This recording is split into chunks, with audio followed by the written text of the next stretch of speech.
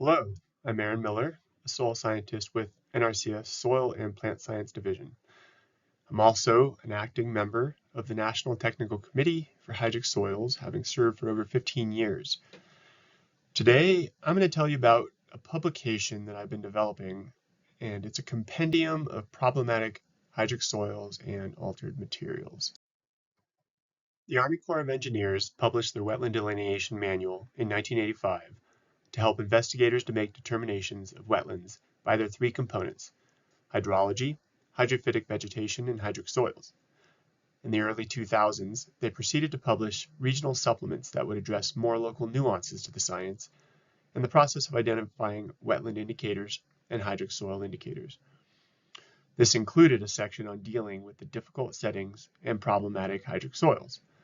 The last publication came out in 2012, and there are no plans to update these supplements. Since 2012, there have been several updates to the indicators for hydric soils publication, which has been progressively addressing many of the difficult situations, often with solutions to parts or the entirety of a problematic setting.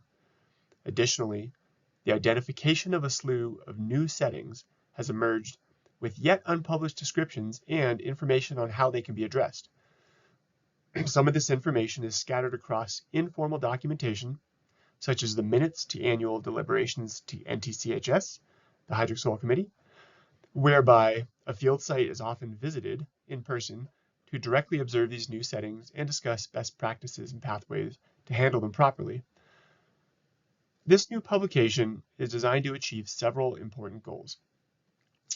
One, we want it to be a directory of hydric problem settings such that the public can access a clearinghouse of information that has been curated and organized to communicate the contemporary list of active challenges to hydric soil determinations.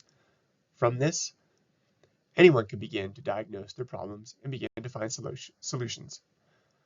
We want it to capture and reference the latest developments in the science and technology for each scenario so that this knowledge can be best applied in the appropriate situations.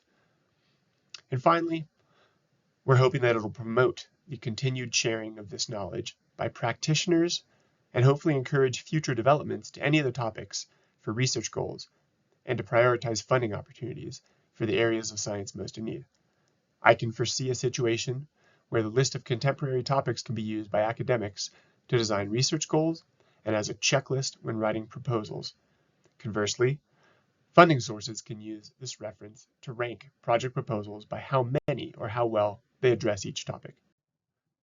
Here's the table of contents with the current listing of all the known active topics to address challenges to hydric soils. The objective for this publication is to be a living document, and that we will be looking to keep it current and perpetually update topics as knowledge is added, or changes with advancements to the science. The enhanced accessibility to this information by the public will hopefully facilitate more exchanges of information and, going forwards, provides an organized platform for practitioners in both research and applications of the science. This publication will be made available to the public in the NRCS hosted website for NTCHS, along with other related publications such as the field indicators for hydric soils and some other technical notes. If you have any questions about this presentation, about the Problematic Hydric Soils Compendium, or you're interested to contribute to the knowledge that's provided by this document, please reach out to me, Aaron Miller.